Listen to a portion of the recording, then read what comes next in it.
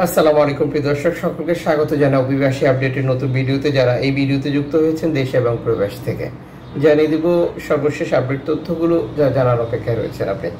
June মাসের 12 তারিখ, আপনি নিজে জানুন, একজনকে জানান, ভিডিওটি শেয়ার করে চ্যানেলটি সাবস্ক্রাইব করে ফেসবুক পেজটি লাইক ফলো করে যুক্ত থাকলে আমাদের প্রতিদিনের আপডেট তথ্য প্রতিদিন দেখতে পাবেন। আপনি একজনের ক্ষতি করেছেন, আপনার অটোমেটিক ক্ষতি হবে, এটা হচ্ছে আল্লাহর সিদ্ধান্ত। ইতালিতে আসা অভিবাসীদের আলবেনিয়াতে পাঠাচ্ছে, আটক করে রাখছে, দেশে পাঠাচ্ছে, লিবিয়াতে টাকা দিয়ে নির্যাতন, হত্যা সহ আরো বহু ঘটনা ঘটাচ্ছে। এখন ইতালি নাগরিকদেরকে আমেরিকা গুয়েতেমালা কারাগারে আটকের নির্দেশনা দিয়েছে। সর্বশেষ ডোনাল্ড ট্রাম্পের সিদ্ধান্ত অনুযায়ী যে সকল ইতালি নাগরিক অবৈধভাবে অবস্থান করছে আমেরিকাতে, তাদেরকে আটক রাখা হবে।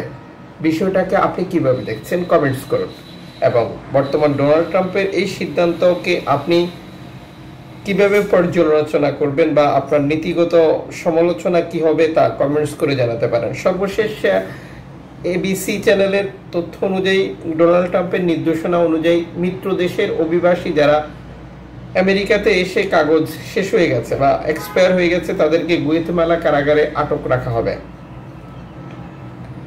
সর্বশেষ মাইক্রো ব্লগিং সাইট এক্সে দেওয়া বার্তায় এনজিও সংস্থা ওশান ভাইকিংস নিশ্চিত করেছে তাদের উদ্ধারকৃত অভিবাসীদেরকে ইতালিতে নামিয়ে দেওয়ার পর আবারও শরণার্থী উদ্ধার করার জন্য মাল্টা এবং ইতালির যে আন্তর্জাতিক সমুদ্র সীমানা, সেখানে তারা ফিরে এসেছে অভিবাসী উদ্ধার করার জন্য।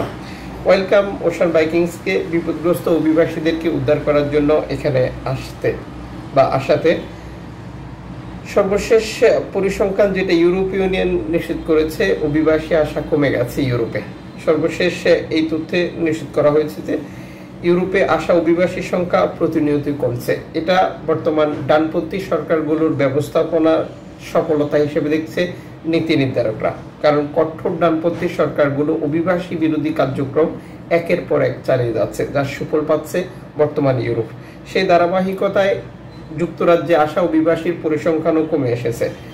জানেন যে অভিবাসীরা ইউরোপে আসার পর ইউরোপ থেকে আবার যুক্তরাজ্য যাওয়ার চেষ্টা করে, যেটা ফ্রান্সের উপকূলগুলো ব্যবহার করে যুক্তরাজ্য যাওয়ার যে প্রবণতা, সেটি সর্বশেষ যখন এই প্রতিবেদনটি প্রকাশিত হয়েছে তখন পর্যন্ত 17% কমেছে।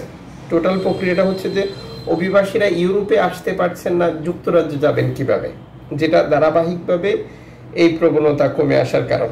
এদিকে তথাকথিত লিবিয়ার সাথে ইতালির চুক্তির নামে 1 তারিখ থেকে 7 তারিখ, যেটা জুন মাসের, 414 জন অভিবাসীকে আটক করেছে লিবিয়ান কোস্টগার্ড ভূমধ্যসাগর থেকে।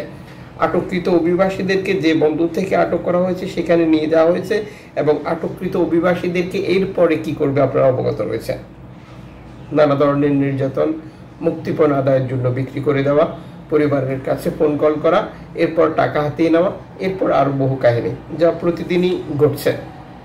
সাম্প্রতিক জাতিসংঘ UNHCR প্রতিবেদন অনুযায়ী লিবিয়ার বিভিন্ন আটক কেন্দ্রগুলিতে রেকর্ড সংখ্যক অভিবাসীর মৃত্যু নিয়ে তদন্ত শুরু করেছে জাতিসংঘ। এই বিষয়টাকে আপনি কিভাবে দেখছেন? এটিকে আদৌ তদন্ত হবে? এটার সাথে যুক্ত ব্যক্তিদের কি বিচার হবে?